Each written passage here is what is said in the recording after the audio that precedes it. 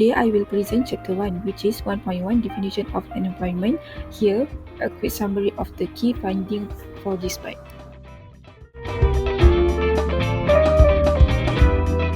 For 1.3 problem statement, the WH question relate to its first, what is employer and COVID-19 impact in Malaysia? Second, why did unemployment increase? Third, what did it peak? Fourth, where were the most affected area and sector? Fifth, who was the most affected? And lastly, how did the government respond? Lastly, 1.4 objective. For this part, there is a description of the main objective and specific objective.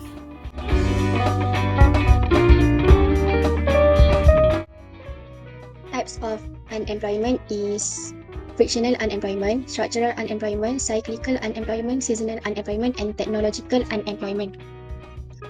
For labor market theories, we have Keynes theories, which is unemployment rose due to reduced demand from lockdowns, affecting sectors like tourism, retail, and SMEs, leading to cyclical unemployment.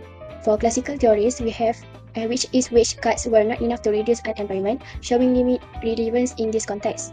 Dual labor market theories, informal and low-skilled workers, especially youth and migrants, face higher job loss risk, revealing structural imbalance. Digitalization impact, accelerate digital shift lead to structural unemployment as many lack digital skills and access. For pre-pandemic unemployment trend in Malaysia, vulnerable group affected is youth, women, informal workers, and migrants face the greatest impact. Hardest hit industries is tourism, retail, aviation, and construction suffer major job loss. Okay, so for now we proceed to 2.4, which is COVID-19 impact on unemployment in Malaysia. So the first one is MCO in March 2020 led to widespread business shutdowns. Next is unemployment hit 5.3% in May 2020, which is highest since 1986. Next is over 826,000 people lost their job, which is hardest hit sectors, which is services, tourism, and manufacturing. And then next, informal workers lack contracts, safety nets. And then next is youth unemployment rose to 13.9% due to hiring freezes and fewer job opportunities. Then the last one is female unemployment decline due to caregiving duties and job losses in service sector. Okay, so for now we proceed to 2.5, which is post-pandemic labor market recovery. So the first one is unemployment fell to 3.6% in 2022 after economic reopening. Second one is faster recovery in digital and manufacturing sectors. And then the third one is tourism and aviation recovered slowly. And next is long-term unemployment caused lasting job market effects. Next is automation displaced low-skill jobs, which is digital skills in demand. And then skill mismatch and graduate underemployment increase. And the last one is focus now on upskilling and better education, which is industry alignment. Okay, so for the last point for chapter 2 is 2.6, which is government interventions and policy responses. So the first one is government introduced major stimulus packages, which is Prihatin, Penjana, and WSP. So for Prihatin, which is cash aid, wage subsidies, and loan moratorium. And then Penjana, which is for hiring incentives, reskilling, and digital support. And then for WSP, which is can help firm retain workers. And then next is for prevented mass layoff, especially in MSMEs. And then next is issues can delay and limited access. And then informal workers mostly excluded. And then for issues for government is, then for the last one is some misused by employers.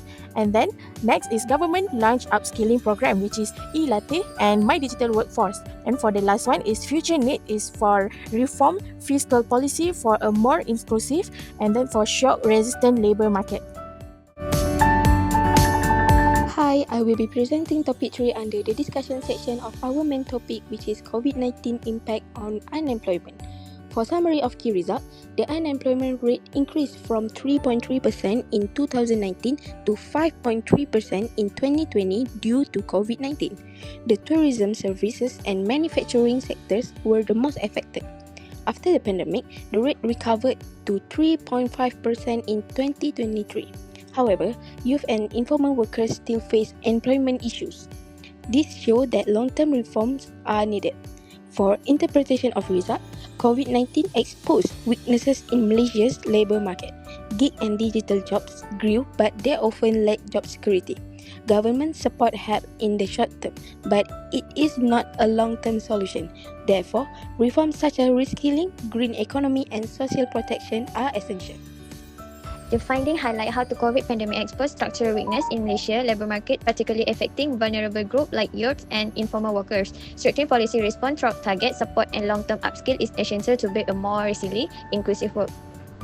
A non-government like Prihatin, Perkeso, the study limited by its reliance on secondary data that primarily reflects the former sector overlook the full scope of unemployment. The study scope is constrained by data is which from Perkeso, from Prihatin and from government, making it difficult to assess the full extent of unemployment. The COVID-19 pandemic caused a sharp rise in unemployment in Malaysia. While government support like wage subsidy and stimulus package helped reduce job loss, some groups were still left behind. As the economy recovers, new challenges like underemployment, digital skill gaps, and lack of protection for gig workers remain. To build a stronger workforce, Malaysia needs long-term solutions like digital training, better internet access, and inclusive labour policy for all types of workers. Here are the policy recommendations to reduce unemployment caused by COVID-19. First, support for small and medium enterprise. Second, make a wage subsidies. Third, create rural job opportunities by improving internet access. And lastly, extend unemployment benefits like employment insurance system and include gig workers. Together, these policies support business, protect workers and promote inclusive recovery.